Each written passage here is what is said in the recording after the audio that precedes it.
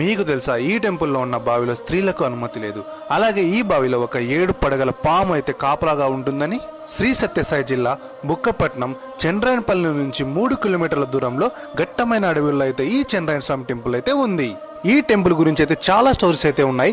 మనకు తెలిసిన స్టోరీ అయితే చాలా ఇయర్స్ బ్యాక్ ఒక వ్యక్తి అడవి మార్గంలో వెళ్తూ ఉండగా అతనికి అక్కడ ఒక దైవ శక్తి గల మనిషి ప్రశాంతంగా కూర్చొని ఉండడం, అలాగే అతనికి కొంచెం దూరంలో గంగమ్మ తల్లి మరోవైపు ఉంటుంది. అలాగే ఒక పెద్ద 7 పడగల సర్పం అయితే వాళ్ళకి కాపలాగా ఉంటుంది. అది చూసి ఊర్లోకి వెళ్ళి ఈ విషయం మొత్తం చెప్పేశాడు. అప్పుడు జనం తండోపతండాలుగా వెళ్తారు.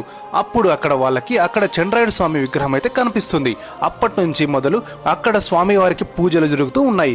ఈ టెంపుల్ ప్రతి శనివారం మాత్రమే పూజలు చేస్తారు. అలాగే సంవత్సరానికి ఒకసారి తడక మహోత్సవం అని చాలా ఘనంగా చేస్తారు. ఈ ఘాట్ చాలా చాలా పవర్ఫుల్. ఇక్కడ భక్తుల సంఖ్య పెరగడం తప్ప తగ్గదు. మీరు ఒకసారి ఈ టెంపుల్ని విజిట్ చేయండి, మీకే తెలుస్తుంది.